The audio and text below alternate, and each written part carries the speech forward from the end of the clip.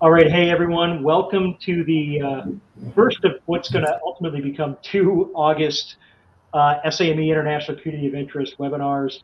But this one's an important one. It's a topic that we were just talking about prior to the event starting. Something that's an absolutely enjoyable topic, and you'll hear about that today once Laura and Josh are able to get into their presentation. And for those that might have joined us back in October of last year, you'll recognize their faces. But the content will be different. So they're going to be sharing some additional information with us today, and definitely looking forward to that. I know that we've got a great group that's joining in here, and I will say up front that there's probably folks that aren't able to make it today, but they'll be tuning in and watching the videos on the backside of this event. So here's what we're looking at today. Actually, this might be your briefing, isn't it? Yeah. Yes, it is. Right, let's jump back. I got ahead of myself. We're gonna do first off a poll. Then I want to do bio intros for Laura and Matt. I'm sorry, Laura and Josh, just to remind you who they are and what their quals are. But before we get into that, if you wouldn't mind just taking a look at this poll, let us know who you represent, what you represent. This helps us obviously with trying to develop our programs as we go forward. And as a reminder, we look at trying to provide information on program and project delivery outside the continental United States, and then supporting our military with relevant engineering content. So if you wouldn't mind just taking a little stab at that, submit it, and then we'll take a look at that and really appreciate it as we look at it. And just for Josh, Laura, looking at the numbers that are coming in here, the vast majority of the folks that are on the call today are from a large AE consultant. So Laura's stacking the deck, I can tell. Yeah, I'll let you do what you need to do with that. So the last couple of housekeeping things I'll share with you all is we've got on this particular system. Unfortunately, you're not going to be able to interface with us by voice, but you can absolutely do that by going up to the upper right-hand corner of the screen. You can click on chat. And what we'd really like to see, just go in there, tell us where you're from, where you're dialing in, who you are, who you represent, and where you're coming to us from. It's always great to see who's joining us around the planet. And then also the other one that's up there is the Q&A. You can touch on that, add your questions in there, and please do that as we go throughout this presentation. I'll be taking a look at that, and we'll, as well, Laura and Josh will pick up some of those questions as we move along, and then of course we'll do a Q&A at the end of the lecture. But definitely please go in there, and then while you're in the Q&A session, you can actually upvote some of those questions come in there. So if you're looking at the cues that are coming in there and you like what you see, click the like on that, and that'll push up to the top, and we'll definitely know that that's one that we absolutely need to hit before we jump off the call today.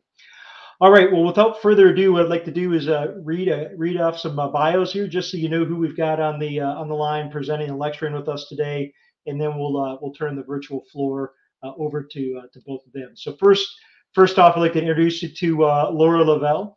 So Laura is a senior master planning consultant with significant experience in development and validation of DD1391s for a wide variety of master planning projects at CONUS and OCONUS locations. She brings demonstrable experience in turning comprehensive planning efforts into implementable capital investment strategies and executable projects. Laura is deeply experienced in working with multidisciplinary teams and managing the planning and design criteria and extracting stakeholder needs to justify project requirements. Laura holds a Bachelor of Arts from Cornell College and a Master of Architecture from Washington University. She's a registered architect, lead accredited professional, and certified construction document technologist, and a member of the American Institute of Architects. Also with us today is Josh Rose. Josh is a senior program manager with more than 17 years of experience working all phases of the planning, design, and construction with federal agencies, with significant experience developing comprehensive master plans, as well as planning and programming documents for military clients. Josh has led the Tyndall Air Force Base reconstruction team in the development of 42 projects valued at $2.8 billion, just a small amount of money there, and also supported the Naval Air Weapons Station China Lake in the $2 billion programming development. The Al-Udeid Air Base Master Plan as well, and programming documents, and many other major planning and program efforts for the DoD, both in the U.S. and OCONUS. He holds a mechanical engineer degree from the Air Force Academy and an MBA from the University of Laverna, and is a registered PE and certified project manager and member of SAME and the American Planning Association. And we are absolutely honored to have both of you come back and get into the hot seat and share with us your perspectives on the wonderful topic of DD1391 development. So with that, I'm going to turn my mic and my camera off, and I will turn the virtual floor over to you. Well, good morning, good afternoon, good evening, based on whatever part of the world you're joining us from. Certainly happy to have you here with us on a topic that is near and dear to both Laura and me. We're going to go over just some real quick additional introductions. Certainly appreciate Chris doing that, and we'll get into some additional details. We'll talk about just what is the 1391, a little bit of background on what we did back in October and how that relates to this conversation. We'll get into Block 6, talking about the category codes and how those can be utilized as we move forward through the process. Block 9, looking at the cost overview. 10, describing all of those items that we put into the cost associated with this project. And then Block 11, which really gets into why do we need the project as a whole. So let's kick this off with just some quick additional information. As noted, I work for Michael Baker. I'm a program manager with them, but I still get into the details of these 1391s, as they do mean so much to the success of our clients from the very beginning of a project all the way through to the execution of the construction. I've been on active duty. I've also done the reserve time, about 5 years on active duty, 7 years in the reserves. And so I've seen it from all levels of the organization, whether it be at the base level in Prime Beef, at Red Horse, or at the command level, and just seeing the struggles that those types of organizations go through as we develop these documents. I'm a civil engineer by license, but my passion is definitely in whitewater rafting. In the summertime, that is what takes me away, makes me happy, and it's something that I love to share with the military. I currently volunteer at Travis Air Force Base. Every summer I go up there and teach all the new guides, and they have an MWR program that allows people from the base to be able to go out and share that experience. I'll turn it over to Laura, and she can give you more on her. Okay. Thanks, Josh. I'm the Project Development Director in our Federal and Environmental Services at Jacobs. I'm a registered architect, but really my wheelhouse is in the programming and project development. I've enjoyed for over 20 years now working and meeting with the project stakeholders, understanding what they do, translating that through the criteria and the regulations to get them the facilities that they need. So that's been my work passion for over 20 years now. On the home front or the personal side, I'm a mother of Edison, who's 8, and Audrey, who's 12. So, you know, wish me well as we approach these junior high teams coming up. I'm not shuttling them from hockey or volleyball or to the back and forth from the pool. Occasionally, I find time to do some things with my hands, weaving, you know, creating something from a pile of fabric or a spool of thread, but then with spreadsheets and clients. Turn it back to you, Josh. Thank you very much, Laura. Now let's dive into this topic. So 1391s, a quick overview. So last time when we talked about this, we were looking at it from more of a legal perspective. What are the guiding documents that give us the authority and the authorization to be able to execute these projects? So looking at it from Title 10 down through the regulations that each one of the branches of service provides, and ultimately, you know, the guidance that we get from those different documents.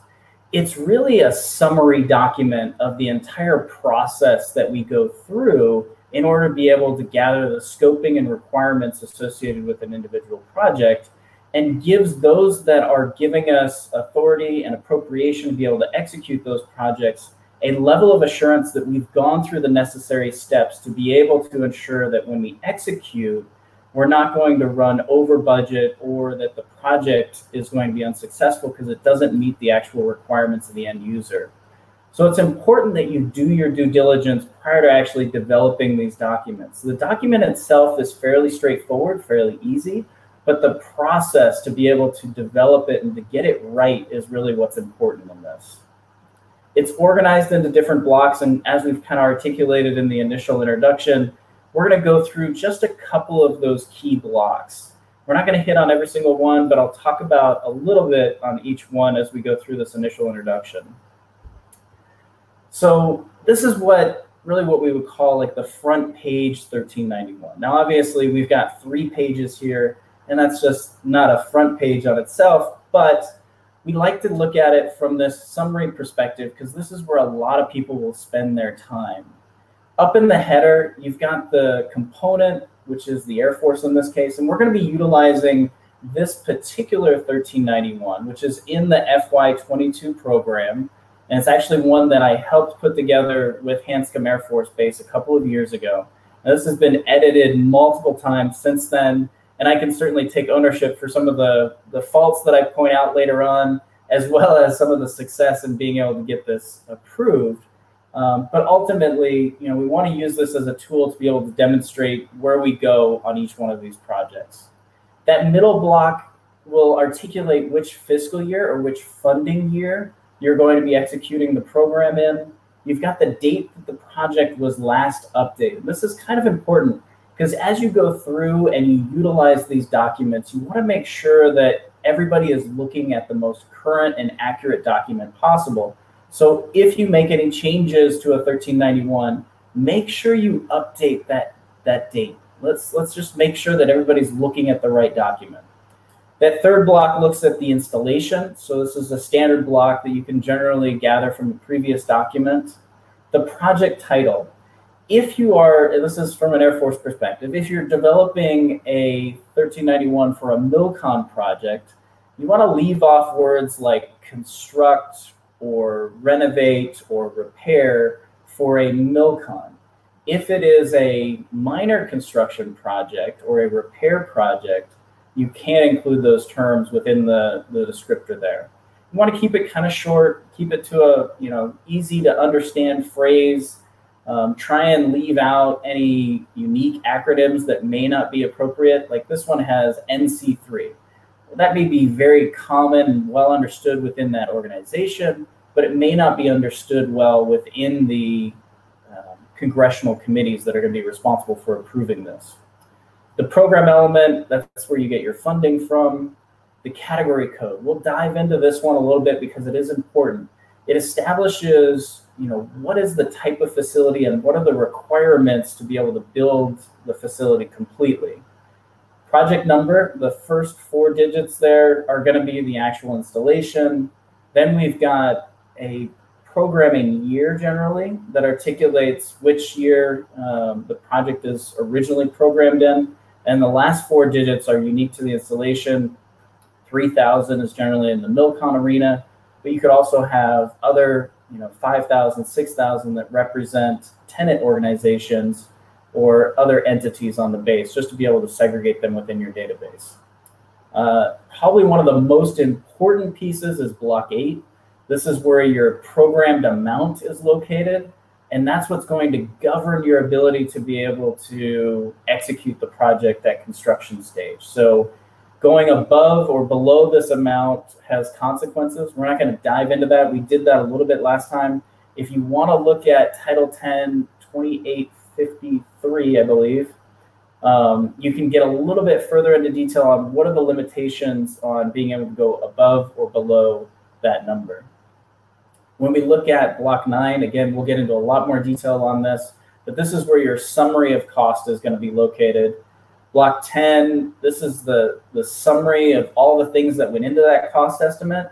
And then we get into block 11, which articulates the requirement and why we need this project. Laura, you want to take it away on this one? Sure. So like Josh said, the 1391 is really a summary of all the planning that goes into the project. This table is something that we introduced in our previous master class. That each service component, the Army, Navy, Air Force, have different paths, steps, different terminology, for that planning process to get to those summary 1391 pages. So we prepared this matrix just to help folks kind of navigate and see the equivalent steps or systems through the planning process. And Josh promised we'd get into the category code. So back to block 6. The category codes listed there in the header report of the 1391, there's a lot of information cooked into that 5 or 6 digit number of the category code. The DoD's real property categorization system, it's a hierarchical scheme of property types and functions, and it's used to categorize and analyze the department's inventory around the world. So every digit has a purpose. The first digit is the most general. You can see those categories in the box to the right of this slide. So 1 is your operational training facilities. Category codes that start with a 6 are your more administrative or headquarters facilities. So the Army and Navy use 5 digits for their category codes, and the Air Force and Washington headquarters services use 6 digits.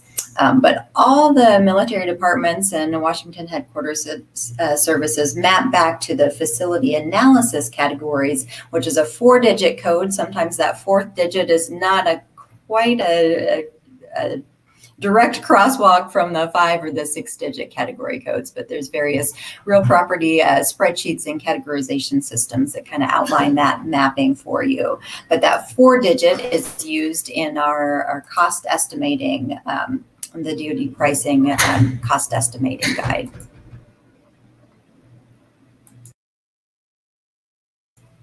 So where can you find this kind of information? For the Air Force, it comes out of AFI 321084. And we've left that hyperlink here for you to be able to navigate to that later. Additionally, the Army has their pamphlet 41528, but they also have additional resources that you can pull from. And Laura, maybe you can give us some insight into what those resources are. Sure. A lot of the facility planning criteria itself, you'll see in the ARC plan systems and the algorithms, or through the centers of standardization as well. And then for the Navy, the facility criteria, and you'll find a lot of descriptions about the category codes in the UFC 2-000-05N, used to be the P80, and the Navy category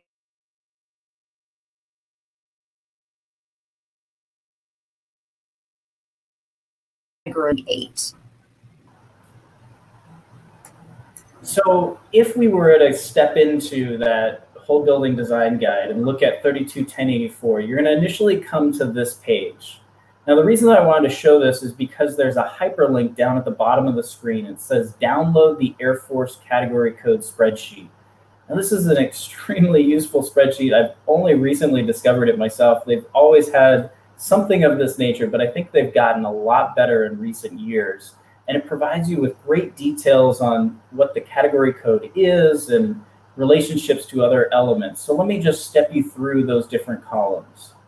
Now, what we've done is taken a look at the specific category code within this 1391, and that's an electronics research and engineering facility. Now, this one happens to be a user-defined category code, which means that there aren't a lot of guidance documents out there that stipulate the requirement or what your limitations are in terms of the square footage for that building.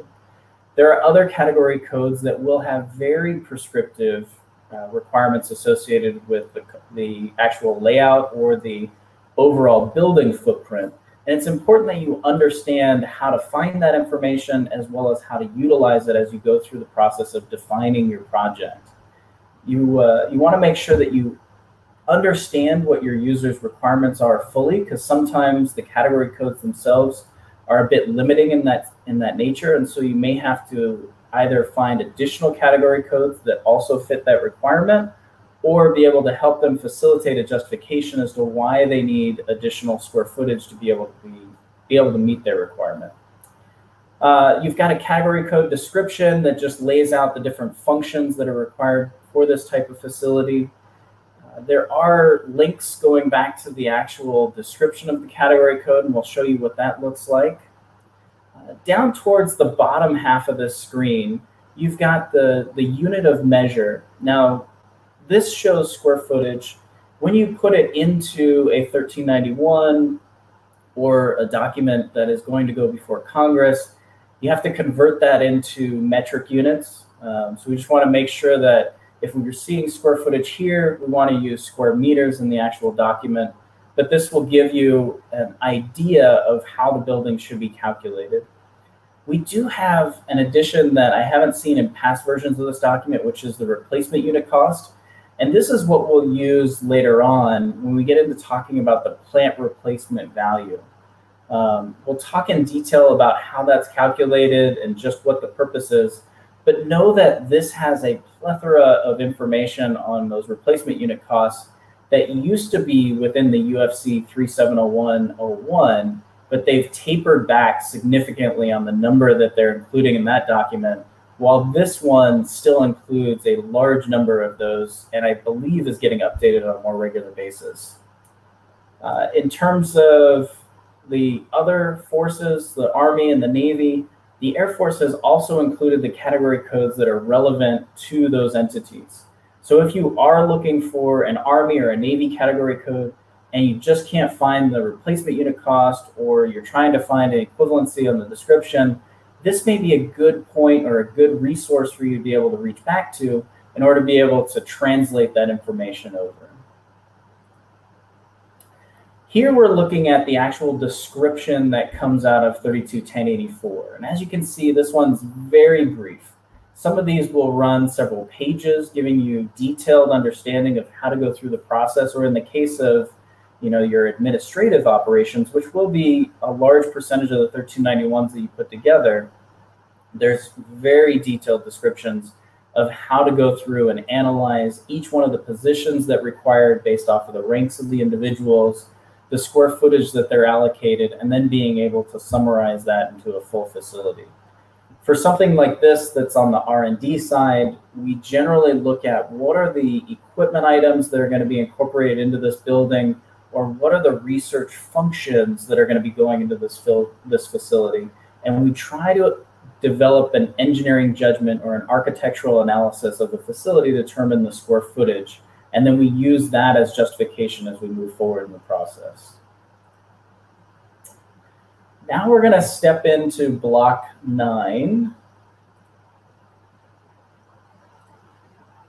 So block 9 is broken into 2 sections: the primary facilities and the supporting facilities. Generally, the primary facilities are going to be items that have a category code associated with them. And so you're going to be looking for things that are like that R&D facility or administrative facility or a hangar. All of those major functions are going to go up there in that primary facility block, and they'll usually have a unit of measure, similar to what we were talking about before, where it'll be a square meters, a linear meter, some volumetric measure to be able to determine what the overall requirement is. Additionally, you'll see things like cybersecurity, and we used to see sustainability, although I don't think any of the services are continuing to place that information into block 9. But those are going to be listed in lump sum rather than having a definitive unit of measure, which is a bit unique when you're talking about the primary facilities. But just keep that in mind as you're going through the development process. On the supporting facility side, these are things that are helping you to develop that primary facility. Generally, it's going to be outside of the footprint of the actual vertical structure that's going to be going up. Obviously, that can be different if you're doing something that's more on the horizontal side or a utility asset.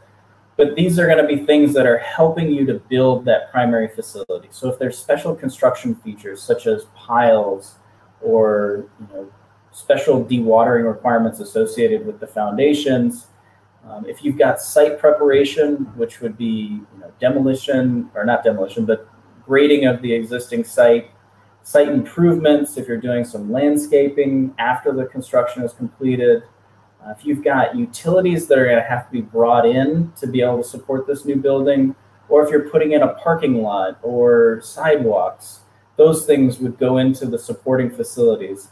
And we would calculate those as lump sum. So you're not going to be limited on the specific area or square footage that's associated with that particular item.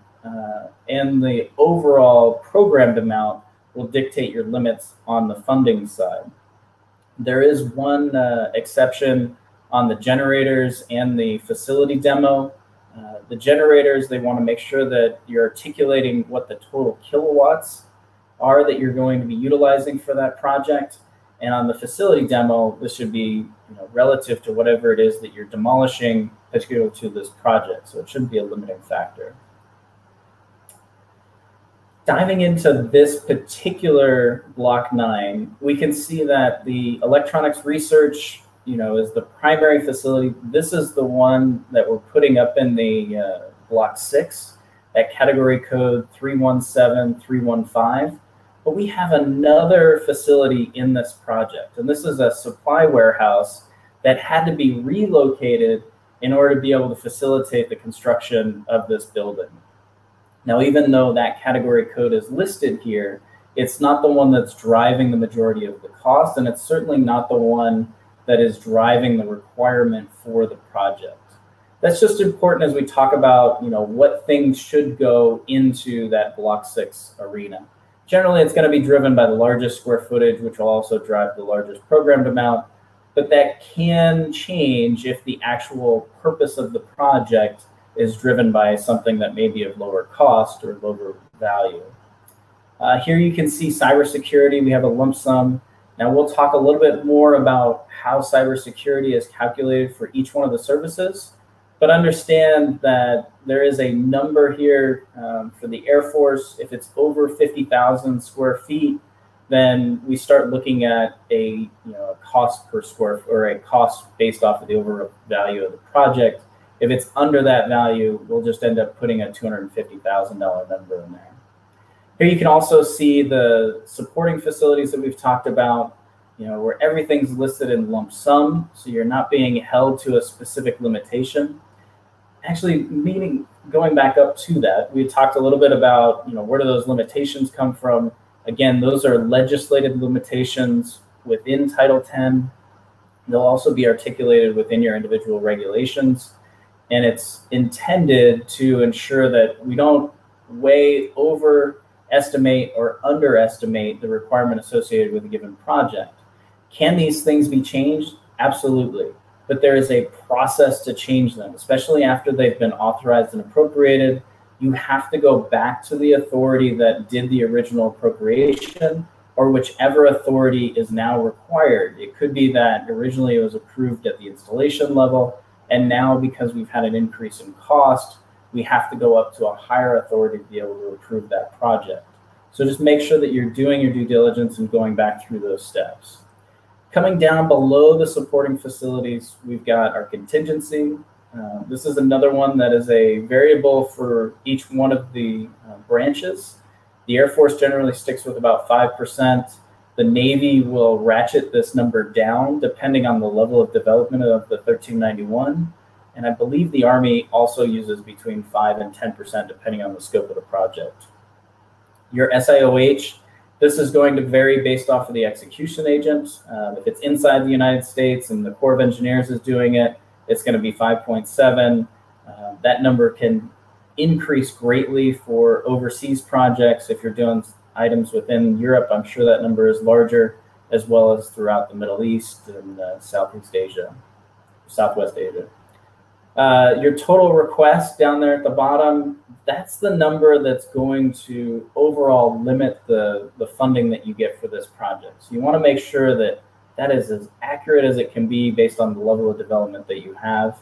And then the last thing there is looking at those other appropriations.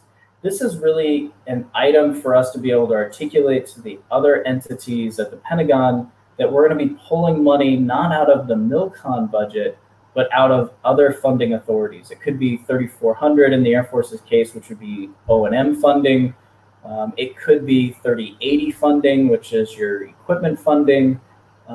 It could be that the individual program, if it's the F-35 or the F-22, they could be funding a portion of this project, but it just gives those program managers an opportunity to be able to see what it is that they should be palming for, or budgeting for in the next coming cycle. Looking at UFC 370101, This is a fantastic document that helps guide you through the estimating process of being able to develop a high-level estimate, that initial valuation for your project. It also allows you to be able to establish some of the thresholds on a repair project. So we look at things like, what is the unit cost to replace this type of facility?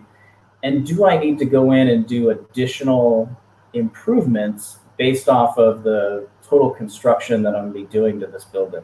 So in terms of Milcon, this is not going to play, but if we're doing a renovation project and we're going to be doing more than, say, 50% of that, of the value of that facility in the renovation, then we have to start looking at, are we going to have to replace the fire suppression system or add fire suppression to this building? Does it meet the current ATFP standards? Does it meet the structural standards today? So all of those things are items that you'll want to look at. So as we get into just what is the plant replacement value, we'll talk about some of those key metrics. In looking at this table, which is table 2 out of UFC 3701, they give you a lot of good resources within this document. And this is one of them where you can go in here and quickly identify some high-level unit costs for different types of facilities. Now, it only gets to that 4th digit in terms of the category code, so it's not going to be very refined, not like what you saw in the other spreadsheet where the Air Force has defined it down to the 6th digit. This is going to be much higher level, and you want to adjust these numbers based off of the square footage that was used from the reference. So the guide will give you a tool or a metric to be able to adjust those square footages up or down based off of the building that you're going to be constructing as part of your project. There is a unit cost there. It's listed in the dollars per square foot. And this will give you about a class 5 estimate. And class 5 is going to be that, plus 100% minus 50%. So a pretty wide variance in terms of the overall estimated cost for that building. But we've got some ability to, or I guess we've got some tools that they give us to be able to ensure that even though those numbers are pretty wide, especially on the plant replacement value, we've got a way to mitigate that and ensure you're getting enough funding to be able to support your project. The last thing there is the area cost factor.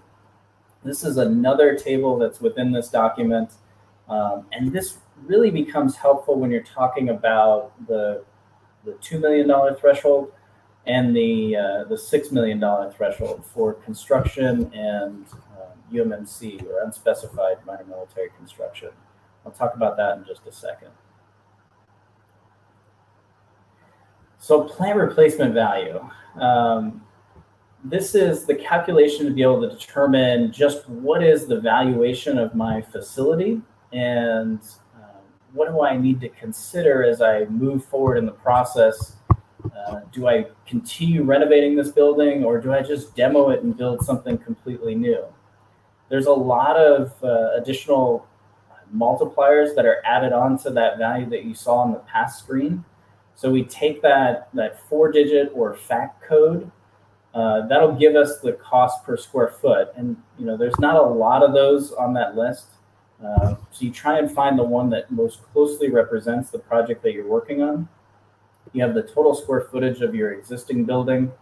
That gives you a very rough number as far as the plant replacement value, but then we start adding in some additional multipliers. So things like the area cost factor. This could be less than 1, or it could be more than 1. And in most cases, it's going to be right about 0.8 to 1.2, depending on where you are in the United States. There are some overseas locations where that number can get much higher, but oftentimes we don't see it much higher than that 1.25 or so. Historical records adjustment. So this would be if your building is listed as a historical facility and you're going to have to do additional documentation to be able to make that project successful, you would add another 5% to be able to do that. The planning and design, this is at 9%. So our limited design, or our statutory limit on design is 6%. So you've got essentially 3% in there for the planning portion of that. SIOH, this can vary depending on who's executing the project, but in this case, we've got 5.7% listed there to be able to allow the Corps of Engineers to execute. A contingency, again, we talked about at 5%, and then escalation to program year. So the number that you'll find within 3701 is generally going to be the current year or the previous year as far as what that value represents. And then they'll also have an escalation rate that you can find within that document. It's going to be around 2% per year. And so you can utilize that to be able to escalate to the year of execution. Generally, we look at the midpoint of execution. So if it's going to start in FY22 and it's going to be a 2-year program, look at somewhere in the middle of 23 for that point of escalation. And the last one there is a little bit unique to the Air Force, and that's the single standard deviation. That allows us to be able to increase the overall value of the replacement. So it goes from being a plant replacement value to an estimated replacement cost. And this includes things like demolition of the existing facility, accounting for some environmental remediation, and other factors. You know, there's a very limited data set that they utilize to be able to come up with these unit costs. And so the Air Force adjusts it based off of that limited data set, or one standard deviation off of the mean. That gives you your estimated replacement cost. That'll be used for the majority of the calculations. The one that doesn't include that standard deviation is going to be the ATFP. So you just want to keep that in mind as you're going through and analyzing whether or not you're going to hit the 30% seismic rule, the 50% seismic rule, that AT rule at 50%, fire protections at 50%. And then the one that probably is the most important is the 75% rule. If you hit 75%, you really need to take a hard look at the project and determine whether or not it's worth moving forward with a repair, which oftentimes it is. It's just an operational need. There's not enough space to be able to build a new facility, or you just need that facility to stay in operation for a longer period of time. And there's other costs that may come into consideration as a result of that. In that case, you just need to create an economic analysis to justify it. I'm taking way too much time. I'm going to hand it over to Laura. Sure. Josh outlined that 1.4 standard deviation factor was unique to the Air Force. The Army's way to handle, you know, a maybe more accurate plant replacement value is the repair to replace ratio worksheet.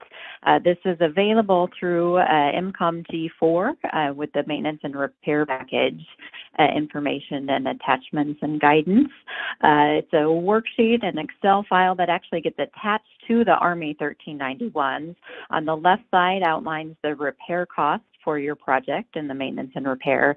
And then the right side is that plant replacement value calculation with the additional factors that aren't part of that standard formula. So it's a way to account for supporting facilities, ATFP, installed building equipment, unique things to the facility for that estimated replacement value calculation.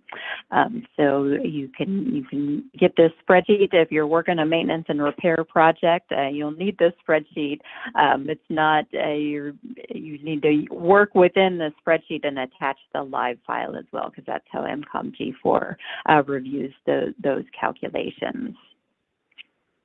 And the Navy, I'll just touch on the Navy, also allows an estimated replacement value calculation that's typically done by NAVEX cost engineer. They'll calculate that ERC to account for those non-standard facility items. So just real quick, we had touched on this, but within 2805, you do have a escalation based off of the area cost factor. Again, this is going to come straight out of 3701, and that document gets updated fairly regularly, at least once a year. So make sure you have the most current version of this spreadsheet, because these numbers do change on an annual basis. But you'll go in, you'll find that area cost factor, and you can escalate the approval limit for like the $2 million minor construction by that area cost factor, or lab revitalization by the area cost factor, up to a maximum of $10 million. So if your area cost factor is a 2 multiplier, then you're only going to get to 10 million before you have to go up for MilCon authorization. This only applies inside of the United States. So if you're working at an installation overseas, which I'm sure some of you are, this is not a multiplier that you can use in that calculation. You're still going to be limited to the original statutory limits.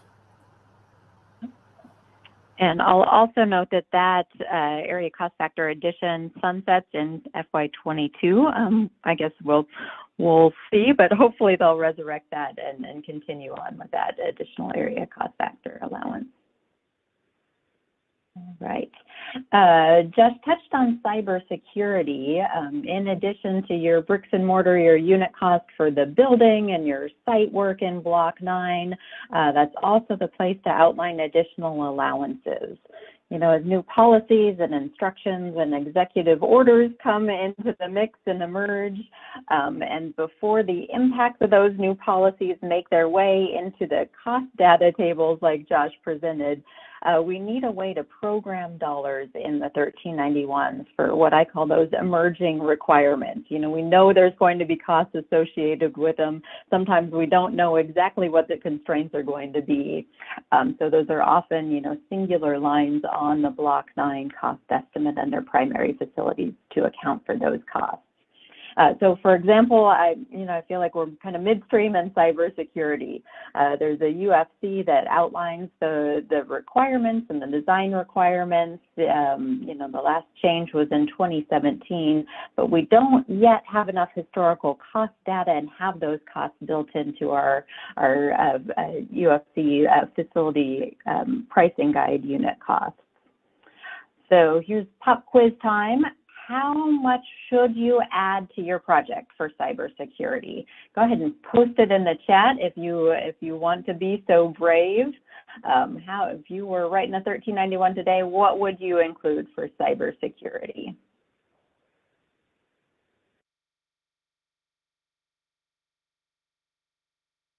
All right, we'll give you a little bit of time to post that.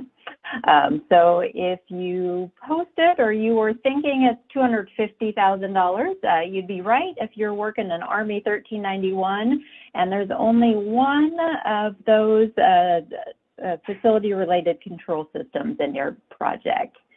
The Army guidance, current guidance, is to budget $250,000 per platform. So if you have a fire and life safety system and a utility monitoring and control system, as well as electronic security system, you'd program $750,000 in that 1391. If you said $500,000, you'd be right if you're working a Navy 1391, where the primary facility and electrical and mechanical supporting facility costs are more than $50 million. So that's the guidance. There's kind of a graduated system for smaller projects. It's $100,000, 1% if you're in between the costs there. And the Navy also outlines they separate cybersecurity features from cybersecurity commissioning. So you'll see a line for each of those in your 1391 and best budget estimate summary sheet. And then the Navy, $250,000 if your project is less than 50,000 square feet.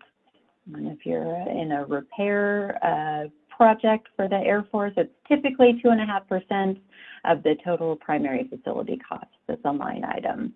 So that just gives you, a flavor for the way the different service components interpret and release the guidance. Eventually it'll probably come back out in a common UFC or more concrete guidance, or eventually those costs will be built into our facility pricing guide unit costs, and we'll phase out seeing those cybersecurities as unique lines. But those policies and the instructions often get released in the form of memos. So just make sure you're coordinating with your execution agents as you're programming projects for the latest guidance. So we're running short on time. I want to try and get you guys to the point in which we can do some Q&A. So I'm going to touch on these topics as quickly as I can. Funded versus unfunded, the intent here is to be able to articulate that there are items that are included within the programmed amount, which would be your limiting factor on how much you can execute. Those are going to be construction costs, real property installed equipment, the agent fee, and costs that are directly related to the project. The big unfundeds are going to be the design and the equipment items. You know, there's things that are abstract in terms of equipment. Whether or not a generator is an equipment or real property can depend on the type of facility that you're working on and how that generator is installed, or if it's just sitting on wheels outside the building. If you have more questions on that, we'd be happy to address them as well. Looking at Block 10 should be an articulation of everything that went into the cost estimate that you developed for Block 9. So you want to make sure that you hit all those primary facilities and describe what type of facility it is, as well as what are the supporting facilities that are going to be included in this project, and just making sure that it hits all of the necessary items to be complete and usable. Just to show a couple of great inputs, as well as some things that I think we could have improved upon in the development of this document. Looking at the type of facility here, we've got a multi-story secure facility, concrete foundation, partial basement, steel framing, masonry infill. So good details on where that cost comes from. This line on the site improvements will include parking, utilities, landscaping. I probably would have replaced that with the project will include, because site improvements is a term that really relates to things like the initial grading of the site. So I think we could have just improved on that language a little bit.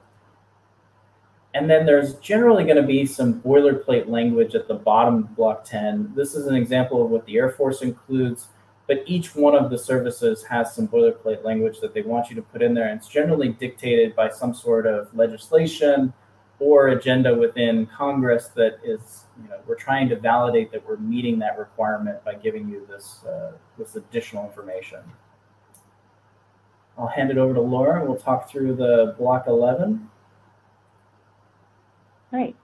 So the very first part, usually after the line that divides Block 10 and Block 11 in the 1391 format, that very first line that outlines the requirement, adequate, and substandard, there's a lot of work behind those three numbers, and they vary by service component. So for example, the Army determines those numbers through the R-Plan system. They're important in justifying your project, as your project goes through the prioritization and the scoring process.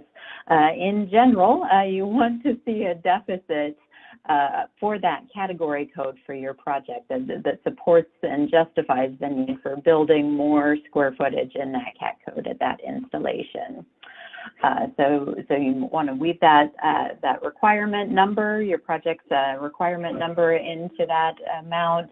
The adequate and the substandard, the threshold between those two categories in the Army is your ISR ratings between ISR rating 2 and 3, as what determines whether the other existing facilities are adequate or substandard, as well as the functional ratings.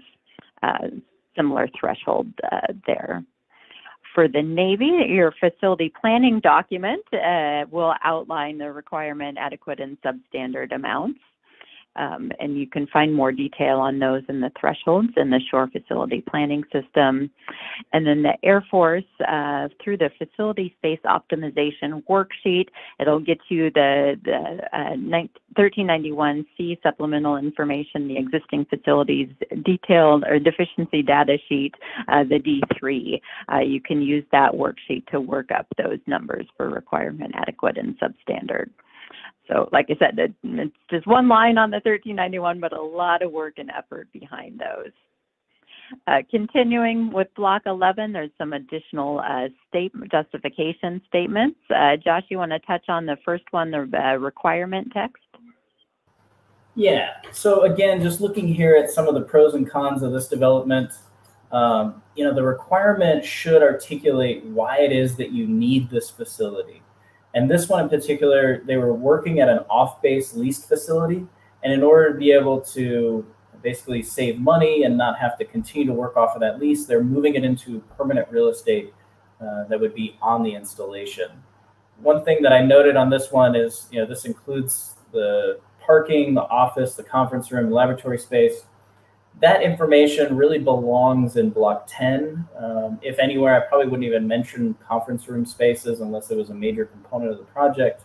But you want to try and focus here on what's driving the requirement. Sometimes it'll be an admission. It could be a new UFC criteria.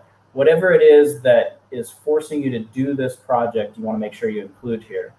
The other thing down there at the bottom, we talk about why they need to build that other warehouse space. Just because it allows for a better execution of the operations later on by having this building adjacent to another facility. That forces us then to remove that shipping and receiving building and move it to somewhere else. So just try and focus on what is the actual requirement when you get into this section. I can see Laura. And then the story of your 1391 continues the narrative portion with the current situation statement. So that's where you can outline how the need or the mission is being met currently, what the workarounds or waivers or citations are, and if you can add metrics and details where possible, that just helps really justify your project. Specifically identify if there's any restrictions or ATFP or code issues. You want to tell a factual but compelling story, how they're operating now and why that's not working. I'm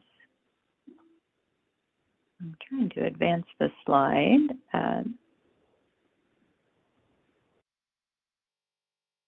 There we go. And then I'll just touch real quickly on, sorry, there's a lag in my system. Josh, I'm going to let you get us back to the impact if not provided question. I'll just talk to it. This is where you want to describe how the mission accomplishment is affected if you don't get the project. So if you can make someone cry with your language in this paragraph, that's the goal here, according to one of the NAPEC planners I've been working with. So you want to use hard-hitting, quantifiable facts as much as possible. Address the negative mission impacts. If without your maintenance facility, you've reduced the flying hours for the fleet, things like that you want to include in the impact if not provided. And last time I'll say it here today, you want to tell a factual but compelling story.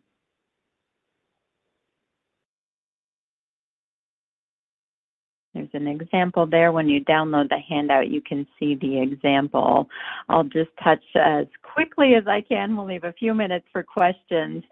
Some of the additional items in the 1391, it doesn't end after that impact if not provided statement. There's a summary of your economic analysis. Environmental is a key part of the 1391, usually outlined either as a checkpoint or an attachment on where you are and what type of NEPA documentation and level of NEPA the project falls under. Various service components have different ways of handling. There's the 1391C, the supplemental information, which may include drawings or the detailed deficiency data sheets. Block 12 in a Navy 1391 has some extra check boxes for the environmental information. And in Army 1391s, there's various tabs in the PAC system that actually house the equipment from other appropriations, and the furniture costs and the IT costs go into the tabs, as well as the ATFP and the environmental information. I will point out, when it comes to environmental, just be mindful of the timelines that it can take for the different NEPA levels. Oftentimes if you're working in an accelerated program, your environmental process is going to be the long pole in the tent on when you can start to execute that project. So just be mindful of those. We've got a couple examples of the different ways the service components handle the environmental checklist and documentation, whether it's the certificate of compliance, the checklist, like I mentioned, for the Navy, or tab J for the Army. All right, I'll turn it back over. I think we've left about 5 minutes for questions. Chris, you want to, was there a winning question or a voted up question that we should address first? Over. Yeah, that is a great question. Let's take a look and see what we got over in Q&A block. There were a number of them that did come in, but we've got a lot of I think a lot of the questions might have already been answered as we were kind of going through. Yeah, I was trying to address them as we went through. I knew we were running out of time and wanted to make sure we could hit some of those. Certainly want to address any other questions that come up, but just real fast. That first one was on supporting facilities and lump sum.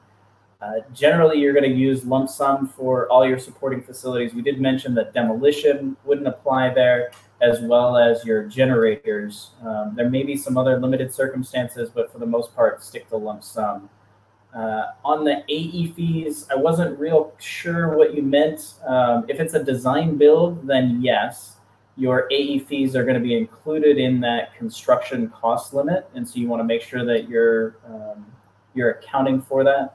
Generally, we would use about 4% for the design during construction, or I'm sorry, the AE's design. There's also design during construction, which is generally about 1%, and that's going to be the Corps of Engineers fee to be able to review the designs as it's going through that process. Our AE fees was included. Okay, cybersecurity, and I think Laura can probably answer this one better than I can. But it says, should cybersecurity be escalated to the midpoint of construction versus lump sum allowance?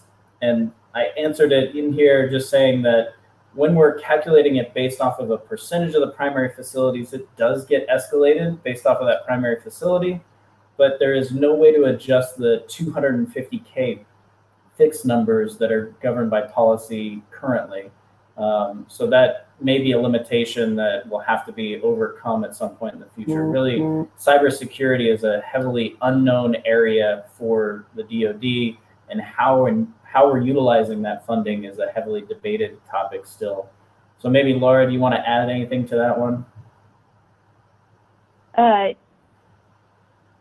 Yeah, so they're not escalated in the Army or the Navy. You know, you just follow those guidance like I outlined, or you can refer back to the slides for the cliff notes on those. But that would just be the 250K per platform, not escalated for the Army or the different thresholds as outlined for the Navy. There's another question here that says, does the 1391 author creator ensure that there is sufficient funding from elsewhere for the unfunded portion? The answer there is no. The programmer is generally not responsible for identifying where those funds are going to be palmed from or where the funds are going to come from. If it's a MILCON project, that'll be a process that takes place within the Pentagon as they determine whether or not they're going to have to pull from, O&M funding or from those other pots, whether it be a 3080 fund or a special program fund.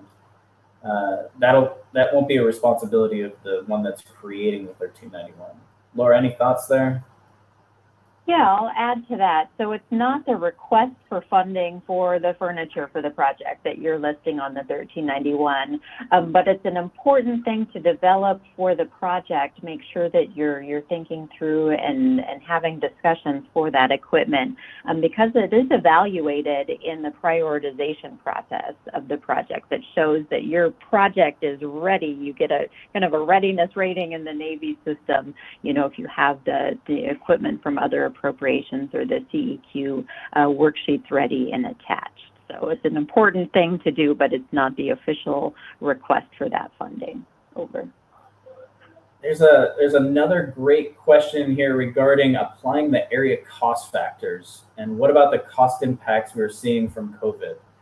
The way that the DoD does their area cost factors or any adjustments to the cost of a unit cost for a facility lags fairly heavily behind reality. And that's an unfortunate circumstance, and why it's really important for you to develop a detailed cost estimate before you go for approval on a project. The OSD has put out guidance that requires all of the DoD entities now to develop 35% designs 2 years prior to the execution year on a project. And the real intent behind that is to make sure that you've got enough information to be able to develop that detailed cost estimate and really refine it down to either a class 3 or sometimes even a class 2 estimate that'll get you within those thresholds that are allowed by Congress, which is about 25% up or down, to be able to ensure that you're not going to exceed that programmed amount. Laura, any thoughts there?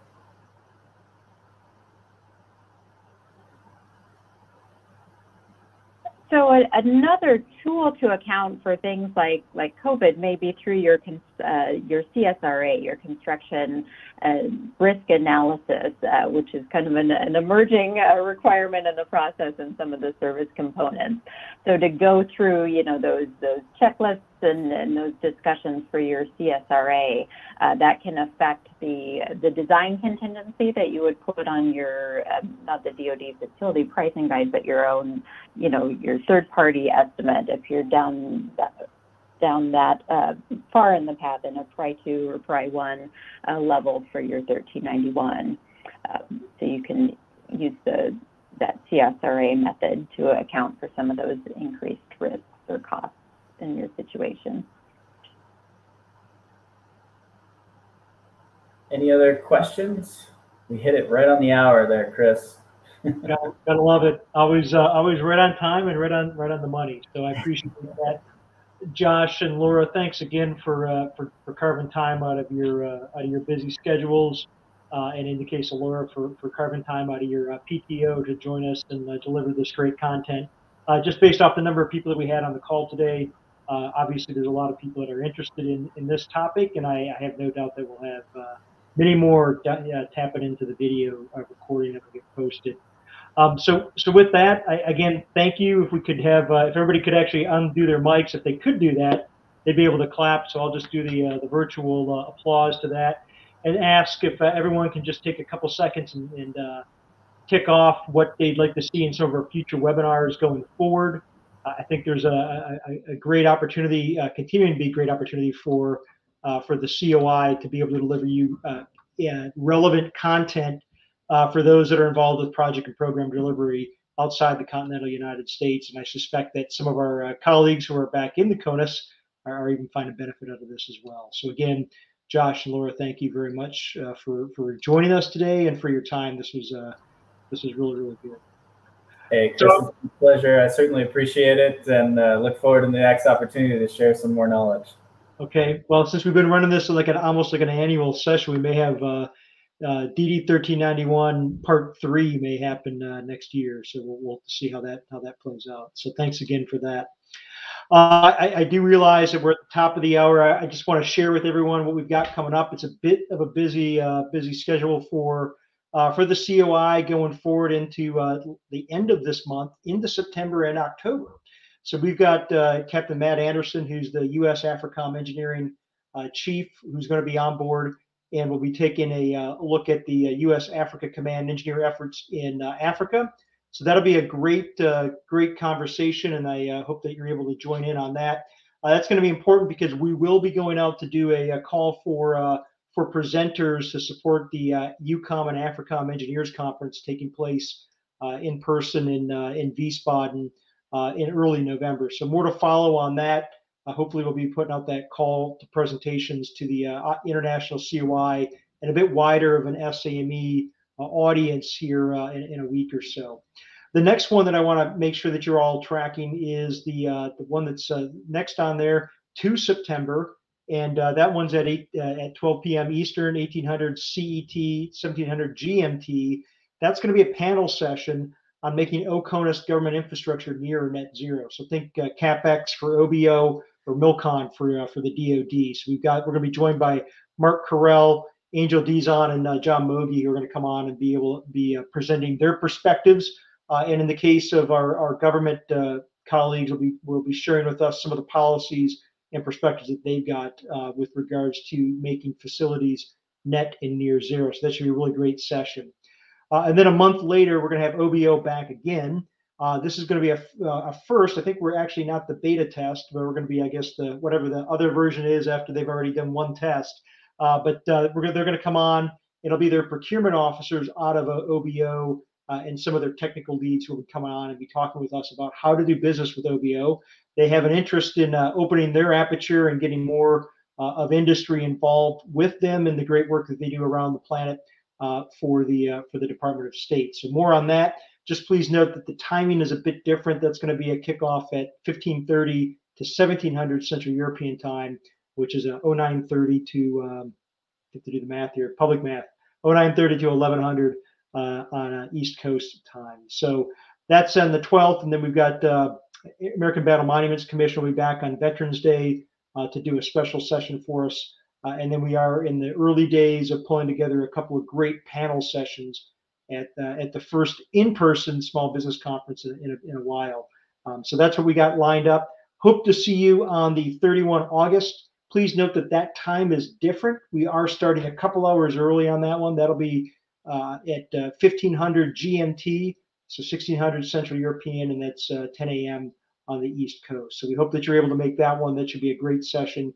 And without further ado, I wish you all a great Thursday. Stay safe, stay healthy, and I hope to see you back at the International Community of Interest lecture on the 31st. All the best. Take care.